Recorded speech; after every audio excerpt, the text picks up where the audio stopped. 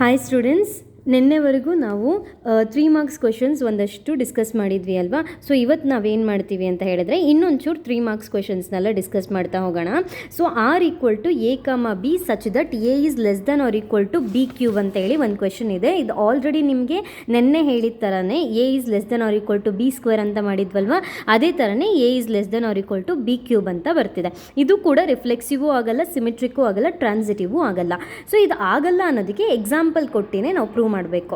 ಅದಕ್ಕೆ ನಾನು ಏನು ಮಾಡ್ತೀನಿ, ರಿಫ್ಲೆಕ್ಸಿವ್ ಆಗಲ್ಲ ಅನ್ನೋದಕ್ಕೆ ಎ ಈಕ್ವಲ್ ಟು 1/2 ಅಂತ ತಗೊಳ್ತೀನಿ. ರಿಫ್ಲೆಕ್ಸಿವ್ ಆಗಬೇಕು ಅಂದರೆ ಏನು, A comma A should belongs to R ಅಲ್ವಾ. ಸೊ ನಾವಿಲ್ಲಿ ಏನು ಮಾಡ್ತೀವಿ, A comma A should belongs to R ಅಂದರೆ condition A is less than or equal to A cube.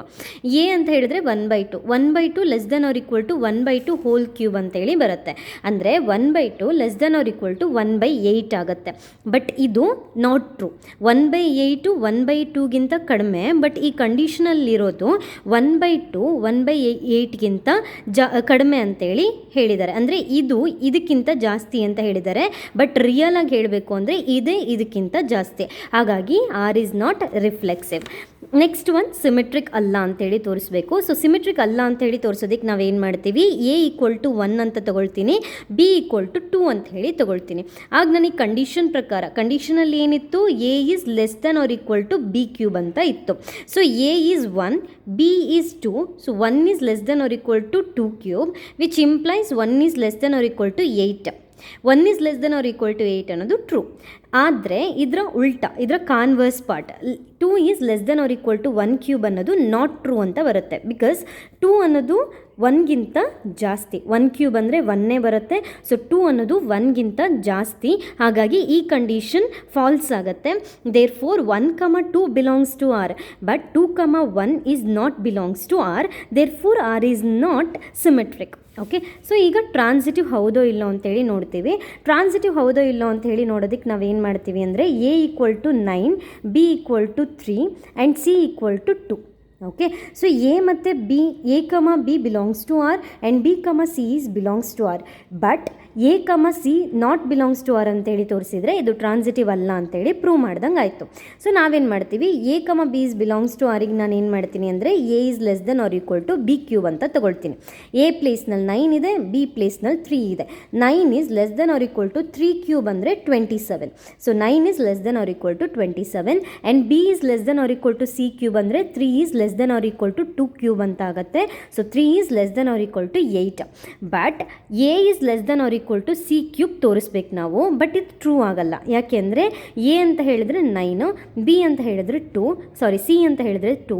So 9 is less than or equal to 2 cube ಅಂತ ಹೇಳಿದ್ರೆ 9 is less than or equal to 8 ಅಂತ ಬರಬೇಕಾಗತ್ತೆ. But ಇದು not true. 9 ಯಾವಾಗಲೂ 8ಗಿಂತ ಕಡಿಮೆ ಇರಲ್ಲ, ಜಾಸ್ತಿ ಇರುತ್ತೆ. So it is not true. Therefore R is not transitive. Okay, so next one same problem, but ಇಲ್ಲೇನಾಗುತ್ತೆ, A is less than or equal to B ಅಂತ ಬರುತ್ತೆ. So A is less than or equal to B ಅನ್ನೋದು ನಾವು ಅವರೇ ಹೇಳಿದ್ದಾರೆ, show that ಅಂತ ತೋರಿಸ್ಬಿಟ್ಟಿದ್ದಾರೆ. Show that ಅಂತ ಹೇಳಿ ತೋರಿಸಿದ್ರೆ ನಾವು ಜಸ್ಟು ಜನರಲ್ ಸೊಲ್ಯೂಷನ್ ಹೇಳಿದರೂ ಆಗುತ್ತೆ. Show that A is show that the relation R in R the set of reals defined as R is equal to A comma B such that A is less than or equal to B is reflexive, transitive but not symmetric ಅಂತ ಹೇಳಿದ್ದಾರೆ. ಇದು reflexive ಹೌದು, transitive ಹೌದು, but symmetric ಆಗಲ್ಲ ಅಂತ ಹೇಳಿ ನಾವು prove ಮಾಡಬೇಕಾಗತ್ತೆ. ಸೊ ಇದನ್ನು ನಾವು ಹೇಗೆ ಮಾಡೋದು ಅನ್ನೋದನ್ನು ನಾನಿವಾಗ ಹೇಳ್ಕೊಡ್ತಾ ಹೋಗ್ತೀನಿ. ಸೊ ಇದು ರಿಫ್ಲೆಕ್ಸಿವ್ ಆಗುತ್ತೆ ಅಂತ ಹೇಳೋದಕ್ಕೆ ನಾವು ಜನರಲ್ ಆಗಿ ಒಂದು ಇದನ್ನು ಹೇಳ್ಬೋದು.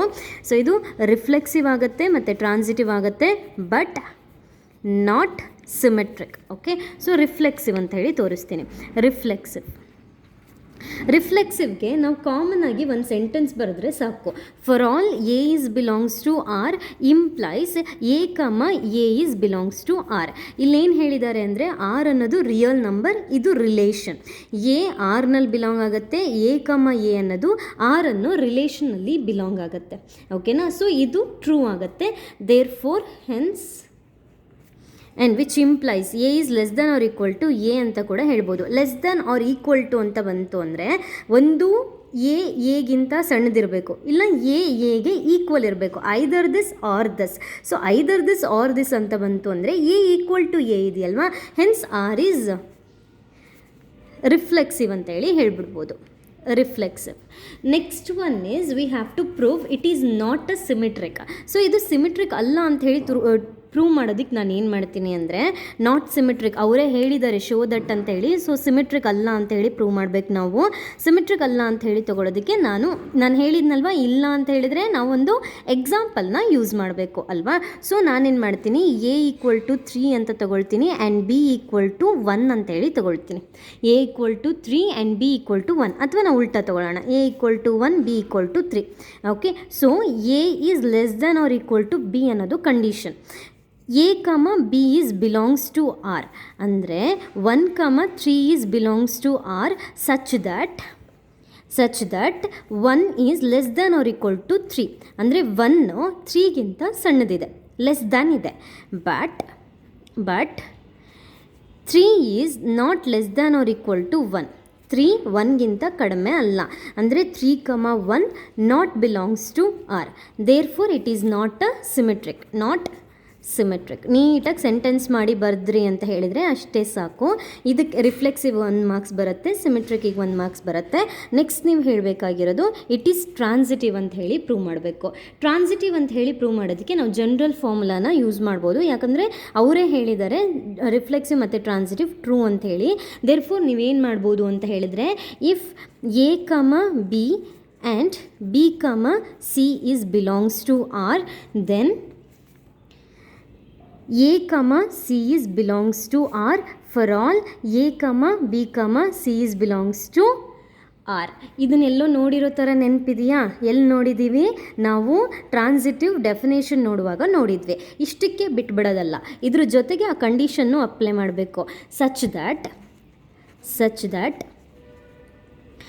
A is less than or equal to B and B is less than or equal to C, then A is less than or equal to C. A ಬಿಗಿಂತ ಸಣ್ಣದು, ಬಿ ಸಿಗಿಂತ ಸಣ್ಣದು. ಹಾಗಾದರೆ ಎ ಸಿಗಿಂತ ಸಣ್ಣದೇ ಆಗಿರಬೇಕಲ್ವ, ಅದನ್ನೇ ನಾನಿಲ್ಲಿ ತೋರಿಸಿರೋದು. Okay, so A is reflexive, not symmetric but transitive. A is transitive. ಇಲ್ಲಿಗೆ ನಾವು ಈ ಪ್ರೂಫ್ನ ಮುಗಿಸ್ತಿದ್ದೀವಿ. ಸೊ ನೆಕ್ಸ್ಟ್ ಒನ್ ಏನು ಅಂದರೆ, ಇದು ನಿಮಗೆ ಫೆಮಿಲಿಯರ್ ಆಗಿರೋವಂಥ ಒಂದು ಪ್ರಾಬ್ಲಮ್ಮು, ನನ್ನ ಫೇವ್ರೆಟ್ ಪ್ರಾಬ್ಲಮ್ಮು ಹೌದು. ಪ್ರಾಬ್ಲಮ್ ಏನು ಅಂತ ಹೇಳಿದ್ರೆ, R equal to T1, T2 such that T1 is congruent to T2. Okay, T1 is congruent to T2. ಇದನ್ನು ಹೇಗೆ ನಾವು ಪ್ರೂವ್ ಮಾಡೋದು ಅಂತ ಹೇಳಿದ್ರೆ, see here T1 is a set of triangle ಅನ್ನೋದನ್ನು ಫಸ್ಟ್ ಹೇಳಿಬಿಡಿ. ಸೆಟ್ ಆಫ್ ಟ್ರಯಾಂಗಲ್, ಟಿ ಅನ್ನೋದು set of triangle. ಈಗ ನಾನು ಇದನ್ನು ರಿಫ್ಲೆಕ್ಸಿವ್ ಅಂತ ಹೇಳೋದು ತುಂಬ ಈಸಿ. ಯಾಕೆ ಅಂದರೆ ಟ್ರಯಾಂಗಲ್ ಅದಕ್ಕದೇ ಕಾಂಗ್ರುಯೆಂಟ್ ಇರುತ್ತೆ ಅಲ್ವಾ. ಕಾಂಗ್ರುಯೆಂಟ್ ಅಂದರೆ ಸೇಮ್ ಅಂತ ಅರ್ಥ. ಸೈಡ್ಸು ಈಕ್ವಲ್ ಇರಬೇಕು, ಆ್ಯಂಗಲು ಈಕ್ವಲ್ ಇರಬೇಕು, ಅದು ಕಾಂಗ್ರುಯೆಂಟ್. ಓಕೆನಾ. ಸೊ ರಿಫ್ಲೆಕ್ಸಿವ್ ಅಂತ ಹೇಳೋದಕ್ಕೆ ಇದು ಹೌದಲ್ವಾ, ಇದು ಕಾಂಗ್ರುಯೆಂಟ್ ಅದಕ್ಕದೇ ಕಾಂಗ್ರುಯೆಂಟ್ ಆಗಿರುತ್ತೆ. Therefore T1, T1 is belongs to R because T1 is congruent to T1 itself ಅಂತ ಹೇಳಿ ಬರಿಬೇಕು. Okay, so next one symmetric. So symmetric ಅಂತ ಹೇಳೋದು ಈಸಿ. ಹೇಗೆ ಅಂದರೆ T1, T2 belongs to R, which implies T1 is congruent to T2. T1 T2ಗೆ ಕಾಂಗ್ರುಯೆಂಟ್, which implies T2 is congruent to T1 ಅಲ್ವಾ. T1 T2 ಥರ ಇದೆ ಅಂದರೆ T2 T1 ಥರನೇ ಇರಬೇಕಲ್ವಾ. ಅದನ್ನೇ ನಾನಿಲ್ಲಿ ಹೇಳಿರೋದು. T2 is congruent to T1 which implies T2, T1 belongs to R. T1 T2 belongs to R ಅಂದರೆ T1 T2ಗೆ ಕಾಂಗ್ರುಯೆಂಟ್ ಇದೆ. ನಾನು ಇದನ್ನೇ ಉಲ್ಟಾ ಬರೀತಿದ್ದೀನಿ, T2 T1ಗೆ ಕಾಂಗ್ರುಯೆಂಟ್ ಇದೆ ಅಂತ. T2 T1ಗೆ ಕಾಂಗ್ರುಯೆಂಟ್ ಇದೆ ಅಂದರೆ ಹಾಗಾದರೆ T2, T1 is belongs to ಆರೇ ಬರಬೇಕಲ್ವಾ. Therefore R is symmetric. Okay, so next transitive. So transitive ಅಂತ ಹೇಳೋದು ಇನ್ನೂ easy. T1, T2 belongs to R and T2, T3 belongs to R. ಅಂದರೆ T1 is congruent to T2 and T2 is congruent to T3, which implies T1 is congruent to T3ನೇ ಆಗಬೇಕಲ್ವಾ. T1 T2 ಥರ ಇದೆ, T2 T3 ಥರ ಇದೆ, ಹಾಗಾದರೆ T1 T3 ಥರ ಇರಬೇಕಲ್ವಾ. ಅದನ್ನೇ ನಾವಿಲ್ಲಿ ಹೇಳಿರೋದು. Hence T1, T3 belongs to R. Therefore, R is transitive. Hence, R is ಈಕ್ವಿವೆಲೆನ್ಸ್. ನಾನು ಸ್ಟಾರ್ಟ್ ಮಾಡುವಾಗಲೇ ಹೇಳಿದ್ದೆ, ಈಕ್ವಿವೆಲೆನ್ಸ್ ಅಂದರೆ ಏನು, ರಿಫ್ಲೆಕ್ಸಿವ್ ಇರಬೇಕು, ಸಿಮೆಟ್ರಿಕ್ ಇರಬೇಕು, ಟ್ರಾನ್ಸಿಟಿವ್ ಇರಬೇಕು. 3 ಇದ್ದರೆ ಮಾತ್ರ ಅದನ್ನು ಈಕ್ವಿವೆಲೆನ್ಸ್ ಅಂತ ಹೇಳಿ ಹೇಳ್ತೀವಿ. ಇಲ್ಲಿ 3 ಇದೆ ಅಲ್ವಾ, ಹಾಗಾಗಿ ಇದನ್ನು ಈಕ್ವಿವೆಲೆನ್ಸ್ ಅಂತ ಹೇಳಿ ಹೇಳ್ತೀವಿ. ಕ್ವೆಶನ್ ನೋಡ್ಕೊಳ್ಳಿ, ಅವ್ರು ಈಕ್ವಿವೆಲೆನ್ಸ್ ಅಂತ ಪ್ರೂವ್ ಮಾಡೋಕ್ಕೆ ಹೇಳಿದರೆ ನೀವು ಈಕ್ವಿವೆಲೆನ್ಸ್ ಅಂತ ಆ ಒಂದು ಸೆಂಟೆನ್ಸ್ನು ಸೇರಿಸಿ ಬರೀರಿ. ಇದಕ್ಕೆ 3 ಮಾರ್ಕ್ಸ್. ಓಕೆ, ಸೊ ಈಗ ನಾವು 5 ಮಾರ್ಕ್ಸ್ ಕ್ವೆಶನ್ಸ್ ಬಗ್ಗೆ ಡಿಸ್ಕಸ್ ಮಾಡ್ತಾ ಹೋಗೋಣ. ನಿಮಗೆ ಆಲ್ರೆಡಿ ಮಾಡೆಲ್ ಕ್ವೆಶನ್ ಪೇಪರ್ ನೋಡಿದಾಗಲೇ ಗೊತ್ತಿರುತ್ತೆ 5 ಮಾರ್ಕ್ಸಿಗೆ ಯಾವ ಥರ ಕ್ವೆಶನ್ಸ್ ಬರ್ಬೋದು ಅಂತ. 5 ಮಾರ್ಕ್ಸಿಗೆ 1 ಆನ್ 2 ಪ್ರೂವ್ ಮಾಡೋಕ್ಕೆ ಕೊಡ್ತಾರೆ. 2 ಟೈಪಲ್ಲಿ ಬರುತ್ತೆ. 1, 2 ಅದು ಕೊಟ್ಟಿರೋಂಥ ಕ್ವೆಶನ್ 1 ಆಗಿರಬೇಕು, ಆನ್ 2 ಆಗಿರಬೇಕು. ಇಲ್ಲ ಅಂದರೆ 1 1 ಆಗಿರುತ್ತೆ, ಇನ್ನೊಂದು ಯಾವುದಾದ್ರೂ ರಾಂಗ್ ಇರುತ್ತೆ. ಅಲ್ಲಿ ಪ್ರೂವ್ ದಟ್ ಅಂತ ಕೊಟ್ಟರು ಅಂತ ಹೇಳಿದ್ರೆ 2 1 ಆನ್ 2 ಆಗಿರುತ್ತೆ. ಚೆಕ್ ಅಂತ ಕೊಟ್ಟರು ಅಂದರೆ check whether it is 1 or on 2 ಅಂತ ಕೊಟ್ಟರೆ 1 ಅದು ಯಾವುದಾದ್ರೂ ಒಂದರಲ್ಲಿ ಫಾಲ್ಟ್ ಆಗಿರುತ್ತೆ, 1 ಅದು 1 ಆಗಿರಲ್ಲ, ಇಲ್ಲ ಆನ್ 2 ಆಗಿರಲ್ಲ. ಇದು ಲಾಜಿಕ್ಕು. ಓಕೆನಾ. ಸೊ ಈಗ ಅವ್ರು ಕೊಟ್ಟಿರೋವಂಥ ಕ್ವೆಶನ್ಸ್ನೇ ನಾವು ಒಂದ್ಸಲ ಚೆಕ್ ಮಾಡಿ ನೋಡ್ಬಿಡೋಣ. ಮಾಡೆಲ್ ಕ್ವೆಶನ್ ಪೇಪರ್ನಲ್ಲಿ ಒಂದು ಕ್ವೆಶನ್ ಇದೆ. ಆ ಕ್ವೆಶನ್ ಏನು ಅಂತ ಹೇಳಿದ್ರೆ, f(x) = 3 - 4x. ಇಂಥ ಕ್ವೆಶನ್ಸ್ನಲ್ಲಿ ನಮಗೆ ಫಂಕ್ಷನ್ ಎಲ್ಲಿಂದ ಎಲ್ಲಿಗೆ ಮ್ಯಾಪ್ ಆಗಿದೆ ಅನ್ನೋದು ಬೇಕಾಗುತ್ತೆ. F is from R to R. ಮಕ್ಕಳ ಇದರಲ್ಲಿ ನಾನು ಫಸ್ಟು ಒಂಚೂರು ಬೇಸಿಕ್ ಹೇಳಿಬಿಡ್ತೀನಿ. ಈ ಆರು ಡೊಮೈನ್ ಆಗಿರುತ್ತೆ, ಈ ಆರು ಕೋಡೊಮೈನ್ ಆಗಿರುತ್ತೆ. ಓಕೆನಾ. ಇದು ಡೊಮೈನ್, ಇದು ಕೋಡೊಮೈನ್. ನಾವು 1 ಪ್ರೂವ್ ಮಾಡೋದಕ್ಕೆ ಡೊಮೈನ್ ಸೆಟ್ನ ಕನ್ಸಿಡರ್ ಮಾಡ್ಕೋತೀವಿ. ಕೋಡೊಮೈನ್ ಆನ್ ಟು ಪ್ರೂವ್ ಮಾಡೋದಕ್ಕೆ ಕೋಡೊಮೈನ್ ಸೆಟ್ನ ಕನ್ಸಿಡರ್ ಮಾಡ್ಕೋತೀವಿ. ಸೊ 1 ಹೇಗೆ ಪ್ರೂವ್ ಮಾಡೋದು ಅಂತ ಹೇಳಿದ್ರೆ, ಗಿವನ್ ಅಂತ ಹೇಳ್ಬಿಟ್ಟು ಫಸ್ಟು ಅವ್ರು ಏನು ಕೊಟ್ಟಿರ್ತಾರೋ ಅದನ್ನು ಬರೆದುಬಿಡಿ. ಫಸ್ಟು f(x) = 3 - 4x ಕೊಟ್ಟಿದ್ದಾರೆ. ಈಗ 1 ಅಂತ ಹೇಳಿ ಪ್ರೂವ್ ಮಾಡಬೇಕು. 1 ಪ್ರೂವ್ ಮಾಡೋದಕ್ಕೆ ನಾವೇನು ಮಾಡ್ತೀವಿ ಅಂತ ಹೇಳಿದ್ರೆ, x1, x2 belongs to R. ಇದು ಯಾವುದು domain set, belongs to R, ಇದು domain set. Then which implies ಅಥವಾ ಕನ್ಸಿಡರ್ ಅಂತ ಕೊಟ್ಬಿಡಿ. ಸ್ಟಾರ್ಟಿಂಗ್ನಲ್ಲಿ ಇಂಪ್ಲೈಸ್ ಬೇಡ, ಕನ್ಸಿಡರ್ f(x1) = f(x2). ಓಕೆ. ಸೊ f(x) ಅಂತ ಹೇಳಿದರೆ 3 - 4x. f(x1) ಅಂದರೆ ಎಕ್ಸ್ ಪ್ಲೇಸ್ನಲ್ಲಿ x1ನ ಸಬ್ಸ್ಟಿಟ್ಯೂಟ್ ಮಾಡಬೇಕು. ಅಂದರೆ 3 - 4x1 = 3 - 4x2. 3 ಕ್ಯಾನ್ಸಲ್ ಆಗುತ್ತೆ. ಸೊ ರಿಮೈನಿಂಗ್ ಏನಾಯಿತು, -4x1 = -4x2 ಆಯಿತು. ಇಲ್ಲಿ -4 ಕ್ಯಾನ್ಸಲ್ ಆಯಿತು, ವಿಚ್ ಇಂಪ್ಲೈಸ್ x1 = x2. ನಾವು ಕನ್ಸಿಡರ್ ಮಾಡಿದ್ದು f(x1) = f(x2). ನಮಗೆ ಸಿಕ್ಕಿರೋದು x1 = x2. ಅಂದರೆ ದೇರ್ಫೋರ್ ಎಫ್ ಈಸ್ 1 ಅಂದರೆ ಏನು ಗೊತ್ತಾ ಮಕ್ಕಳ, ಇಲ್ಲಿ ಡೊಮೈನ್ ಇರುತ್ತೆ, ಕೋಡೊಮೈನ್ ಇರುತ್ತೆ, 1 to A B C. So ಇದು ಡೊಮೈನ್ ಸೆಟ್ಟು, ಇದು ಕೋಡೊಮೈನ್ ಸೆಟ್ಟು. ಮ್ಯಾಪಿಂಗ್ ಹೆಂಗಿರುತ್ತೆ ಅಂದರೆ, ಡೊಮೈನಿಂದ ಕೋಡೊಮೈನ್ಗೆ ಒಂದೇ ಒಂದು ಮ್ಯಾಪಿಂಗ್ ಇರುತ್ತೆ. ಯಾವುದಾದ್ರೂ ಒಂದು ಎಲಿಮೆಂಟಿಗೆ ಅಷ್ಟೇ ಮ್ಯಾಪಿಂಗ್ ಇರುತ್ತೆ. ಹಂಗಿದ್ರೆ ಅದನ್ನು 1 ಅಂತ ಕರಿತೀವಿ. ಒಂದಕ್ಕಿಂತ ಜಾಸ್ತಿ ಇತ್ತು ಅಂತ ಇಟ್ಕೊಳ್ಳಿ, ಅದನ್ನು 1 ಅಂತ ಹೇಳಿ ಕರೆಯಲ್ಲ. ಇಲ್ಲಿ ನಮಗೆ ಬೇಕಿರೋದು ಅಷ್ಟೇ, f(x1) f(x2) ಅಂತಿದೆ, x1 = x2 ಅಂತ ಆಯಿತು ಅಂದರೆ 1 ಅಂತೇಳಿ ಅರ್ಥ. Next onto function. ಆನ್ ಟುಗೆ ನಾವೇನು ಮಾಡ್ತೀವಿ, y is belongs to R ಅಂತ ತೊಗೊಳ್ತೀವಿ. ಈ ಆರ್ ಯಾವುದು, ಇದು ಕೋಡೊಮೈನ್. ಓಕೆ, ಇದು ಕೋಡೊಮೈನ್, ರೈಟ್. ಅದು ಡೊಮೈನು, ಇದು ಕೋಡೊಮೈನು. ಸೊ ಕೋಡೊಮೈನಲ್ಲಿ y = r. y ಅಂದರೆ ಏನೀಗ, ಕನ್ಸಿಡರ್ y = f(x)ನ y ಅಂತ ಹೇಳಿ ತೊಗೊಳ್ತೀವಿ. ಸೊ ಈಗ y = f(x) ಅಂದರೆ ಏನು, 3 - 4x. ನಾವೇನು ಮಾಡಬೇಕು ಗೊತ್ತಾ, ಈಗ ಎಕ್ಸಿಗೆ ಎಲ್ಲದನ್ನು ಈಕ್ವೇಟ್ ಮಾಡಿಬಿಡ್ಬೇಕು. ಎಕ್ಸಿಗೆ ಈಕ್ವೇಟ್ ಮಾಡಿ ಅದು ಕೋಡೊಮೈನಲ್ಲಿ ಇದೆ ಅಂತ ಹೇಳಿ ತೋರಿಸ್ಬಿಟ್ರೆ, ಡೊಮೈನಲ್ಲಿ ಇದೆ ಅಂತ ಹೇಳಿ ತೋರಿಸ್ಬಿಟ್ರೆ ನಮಗದು ಸಾಲ್ವ್ ಆದಂಗೆ. ಓಕೆನಾ, ಅದನ್ನು ಆನ್ ಟು ಅಂತೇಳಿ ಹೇಳ್ಬಿಡ್ಬೋದು. ಸೊ y = 3 - 4x ಅಂತಿದೆ. ಸೊ ಈ 4xನ ಈ ಕಡೆಗೆ ತೊಗೊಳ್ತೀನಿ, yನ ಈ ಕಡೆಗೆ ತೊಗೊಳ್ತೀನಿ. ಆಗೇನಾಗುತ್ತೆ, 4x = 3 - y ಆಯಿತು. ಓಕೆ, ಮೈನಸ್ ಇರೋದು ಆ ಕಡೆ ಹೋಯಿತು ಅಂದರೆ ಪ್ಲಸ್ಸು, ಪ್ಲಸ್ ಇರೋದು ಈ ಕಡೆ ಬಂತು ಅಂದರೆ minus. Then x = 3 - y = 4. See, ಇದೊಂದು ರ್ಯಾಷ್ನಲ್ ನಂಬರು. ರ್ಯಾಷ್ನಲ್ಲು, ಇರ್ರ್ಯಾಷ್ನಲ್ಲು ಎಲ್ಲವೂ ರಿಯಲ್ ನಂಬರ್ಸಲ್ಲಿರುತ್ತೆ. ಈ ರಿಯಲ್ ನಂಬರ್ ಯಾವುದು? ಡೊಮೈನ್. ಎಕ್ಸ್ ಅನ್ನೋದು ಡೊಮೈನಲ್ಲಿರಬೇಕು, ವೈ ಅನ್ನೋದು ಕೋಡೊಮೈನಲ್ಲಿರಬೇಕು. ಸೊ ಇದರಲ್ಲಿರೋ ಎಲಿಮೆಂಟು ಡೊಮೈನಲ್ಲಿದೆ ಅಂತ ಹೇಳಿದ್ರೆ therefore F is onto. ಹಾಗಾದರೆ ಆನ್ ಟು ಅಂದರೆ ಏನು ಅಂತ ಹೇಳಿದ್ರೆ, ಸಿ, ಇಲ್ಲಿ ಒಂದು ಸೆಟ್ ಇದೆ, 1 2 ಇದೆ, ಇಲ್ಲಿ ಒಂದು ಸೆಟ್ ಇದೆ ಎ ಬಿ ಅಂತಿದೆ. ಈ ಎ ಬಿಯಲ್ಲಿರೋ ಎಲ್ಲ ಎಲಿಮೆಂಟ್ಗೂ ಪ್ರೀ ಇಮೇಜ್ ಇರಬೇಕು. ಇದು ಡೊಮೈನ್ ಸೆಟ್ಟು, ಇದು ಕೋಡೊಮೈನ್ ಸೆಟ್ಟು. ಕೋಡೊಮೈನ್ ಸೆಟ್ಟಲ್ಲಿರೋ ಎಲ್ಲ ಎಲಿಮೆಂಟಿಗೂ ಪ್ರೀ ಇಮೇಜ್ ಇತ್ತು ಅಂತ ಹೇಳಿದ್ರೆ ಅದನ್ನು ನಾವು ಆನ್ ಟು ಅಂತ ಕರಿತೀವಿ. ಇಲ್ಲಿ ನಾನು ಕೋಡೊಮೈನ್ ಸೆಟ್ಟಲ್ಲಿ ಒಂದನ್ನು ಕನ್ಸಿಡರ್ ಮಾಡಿದೆ, ಅದಕ್ಕೆ ಎಕ್ಸ್ ಅನ್ನೋ ಪ್ರೀ ಇಮೇಜ್ ಇದೆ, ಹಂಗೆ ಇತ್ತು ಅಂದರೆ ಅದು ಆನ್ ಟು. ಓಕೆನಾ. So therefore F is 1 1 and F is onto. F is 1 1 and onto ಆಗಿತ್ತು ಅಂದರೆ hence F is bijective. F is bijective function. Okay, F ಅನ್ನೋದು ಬೈಜೆಕ್ಟಿವ್ ಫಂಕ್ಷನ್ ಆಗುತ್ತೆ. ಓಕೆ ಮಕ್ಕಳ, ಇದು ಒಂದು. ಇನ್ನೊಂದಿದೆ ಸೆಕೆಂಡ್ ಒನ್ನು ಅಷ್ಟೇ. F is from N to N ಅಂತ ಹೇಳಿ ತೊಗೊಳ್ತಿದ್ದಾರೆ. F is from N to N. F is from N to N. F of X = x².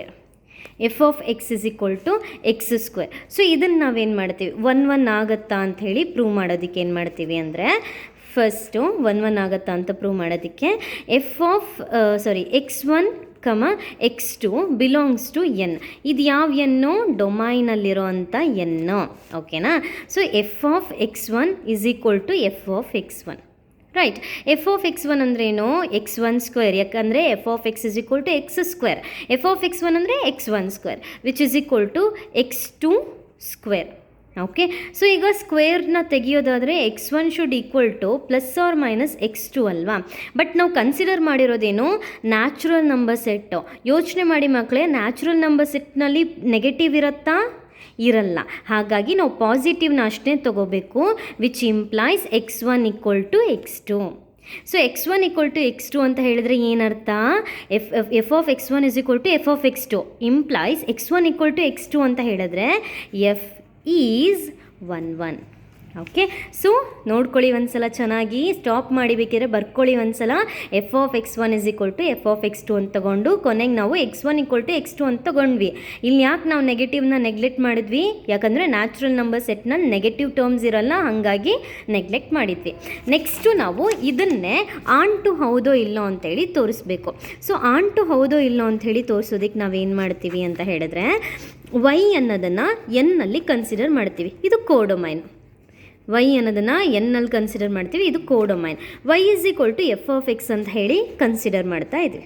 ಇದನ್ನು ಬೇಕಿದ್ರೆ ಲೆಟ್ ಅಂತ ಕೂಡ ತೊಗೋಬೋದು. Let Y is belongs to N ಇಟ್ಕೋ ಒಂದ್ಸಲ.